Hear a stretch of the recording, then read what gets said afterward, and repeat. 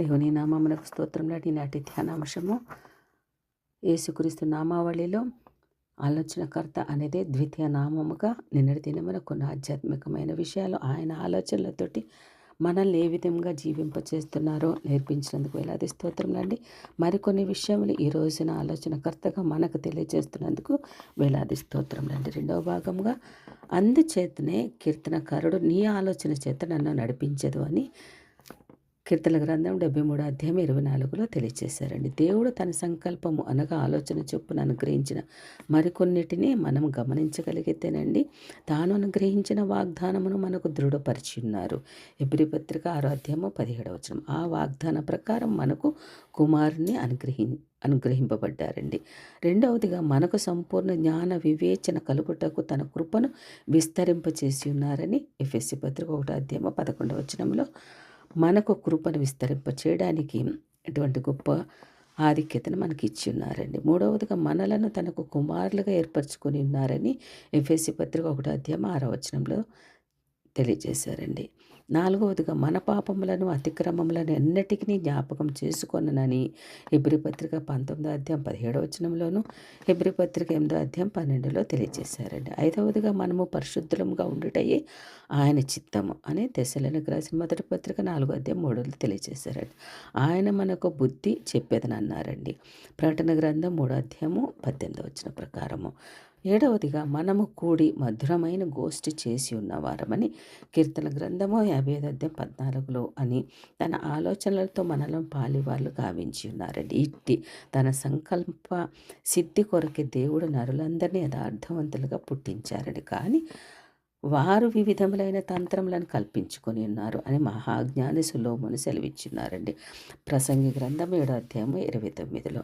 కనుకనే దేవుడు అనుగ్రహించిన యథార్థతను మారుగా మా వేషధారణ, సత్సంకల్పానికి మారుగా దురాలోచన, మంచితనానికి మారుగా దుష్టత్వము, పరిశుద్ధతకు మారుగా పాపము, నీతికి మారుగా దుర్నీతి, సద్భక్తికి మారుగా భక్తిహీనత మొదలైనవన్నీ మనలో ఉద్భవించి ఉన్నాయండి.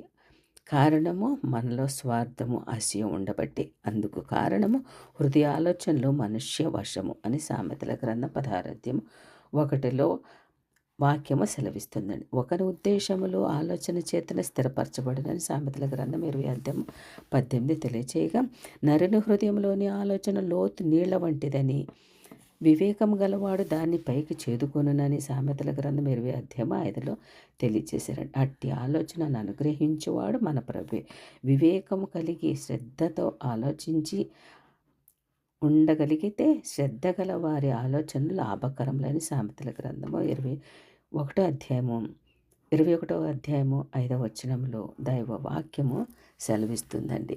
అయితే భక్తిహీనుల ఆలోచనలు ఏ విధముగా ఉంటాయంటే భక్తిహీనుల ఆలోచనలు మోసకరములని సామెతల గ్రంథం 12వ అధ్యాయం 5వ వచనంలో కనిపిస్తుందండి. కనుక భక్తిహీనుల యోచన నాకు దూరంగా ఉండను కాక అని యోబు గ్రంథం 21వ అధ్యాయం 16లో దేవుడు సెలవిచ్చారండి. అంతేకాదు దురాలోచనలు యెహోవాకు హేయములని సామెతల గ్రంథము 15వ అధ్యాయము 26వ వచనంలో రాసి ఉంటే, దురాలోచనలు గలవాడు నేరస్తుడని ఆయన తీర్పు తీర్చునని అని సామెతల గ్రంథము 12వ అధ్యాయం 2లో వాక్యము హెచ్చరించిందండి. నేరస్తులకు తీర్పు ఉంటుందని.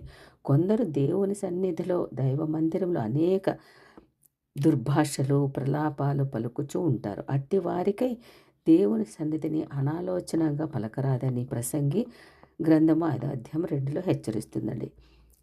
దురాలోచనలు యోచించు హృదయము ఆయనకు హేయమని సామెతల గ్రంథం 6వ అధ్యాయం 18లో చెప్పబడిందండి. ఇట్టి హేయ స్థితిలో మనము ఉన్నామేమో ఒక్కసారి ఆత్మావలోకనమును చేసుకుందామండి. ఒకవేళ మన ఆలోచనలు ఇతరులకు మేలు చేయకపోగా కీడు కల్పించేవిగా ఉంటే మన సృష్టికర్త అయిన ఆ ఆలోచనకర్త మనతో ఈలాగో మాట్లాడుచున్నారండి.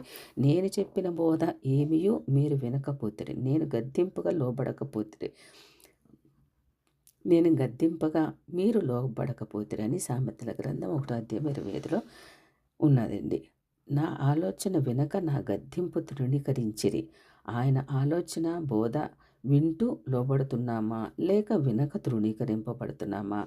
అలా లోబడక లోబడకపోయినట్లయినచో మనకు ఎంతో శ్రమ. ఈ వాక్యములో మనం చూడగలిగితే, లోబడని పిల్లలకు శ్రమ, పాపము కూర్చుకొనున్నట్లు వారు నన్ను అడుగక ఆలోచన చేయుదురని యెషయా గ్రంథం 30 అధ్యాయం 1 ఉన్నదండి. ఆ ప్రకారముగా ఆది దంపతులైన ఆదాము హవ్వలు దేవుని మాటకు లోబడక దుష్టుడైన సాతాను తంత్రానికి ఆలోచనకు లోబడి పాపాన్ని, శ్రమతో కూడిన శాపాన్ని పొందుకున్నారండి. ఆలోచనకర్త ఆలోచన వింటే దీవెన, వినకుంటే శాపము అని ద్వితీయోపదేశ కాండము మనకు పలు రీతిలుగా బోధించిందండి. కీర్తనకారుడు కూడా దుష్ట ఆలోచన చొప్పున నడవక పాప మార్గమున నిలువక అని మొట్టమొదట కీర్తనలోనే హెచ్చరించి ఉన్నారండి. మనము సంతసించుకున్న అట్టి పాపం మనం సంతరించుకున్న అట్టి పాప శాపము నుండి మనలను విమోచించడానికి యేసు పరదేశును వీడి ఆలోచనకర్త నామధేయుడే అవనిలో అవతరించారండి. అట్టి ఆలోచనకర్తను మనం రక్షకునిగా అంగీకరించి ఆయన ఆలోచన చొప్పున వర్ధిల్లి ఆయన చూపిన ప్రేమ, సత్యము, జీవమార్గంలో నడవ ప్రయత్నం చేద్దామండి. ఆలోచన చెప్పటయో లెస్సైన జ్ఞానం నిచ్చుటయు నా వశంలో ఉన్నదని సామెతల గ్రంథము 8 అధ్యాయం 14లో సెలవిచ్చినదండి. మన ఆలోచనకర్తను ధ్యానించి అనిశము ఆనంద స్తుతిగానాలు చేస్తూ, ప్రభువా నా ఆలోచన సక్రమ మార్గంలో నడిపించమని, తన బిడ్డగా స్వీకరించమని మనం ప్రార్థించుదామండి. ఆలోచనకర్త అయిన ఆ యేసుక్రీస్తు ప్రభు మనందరినీ తన ఆశ్చర్యకర అద్భుత ఆలోచన అనుగ్రహించి తన కృపతో మనల్ని నింపునుగాక, నడిపించునుగాక. ఆమేన్.